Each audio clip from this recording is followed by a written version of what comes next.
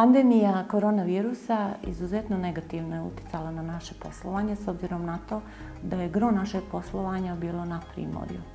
Pandemija je oslabila naš poslovni rezultat sigurno negdje oko 50%. Morali smo, s obzirom na to da smo ostali bez prihoda, raditi na smanjivanju troškova i uspjeli smo u tome. Podrška NLB banke, okvir pomoći, izuzetno nam znači. Pošto smo mi malo preduzeće, nismo imali priliku za ovako neku jaču marketinšku kampanju. Imali smo billboard, imali smo štampani propagandni materijal. Reklama koju nam je NLB banka omogućila mnogo nam znači i nadamo se i sigurni smo da će se to odraziti na obim naše prodaje. Saradnja sa NLB bankom je dugogodišnja.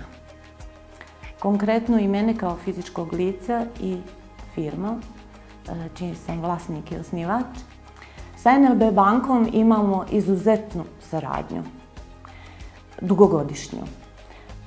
Ističem na prvo mjesto njihov profesionalizam i spremnost da pomognu preduzeća, mala preduzeća, koja se bave proizvodnjom, jer budućnost ekonomije Crne Gore je u proizvodnji.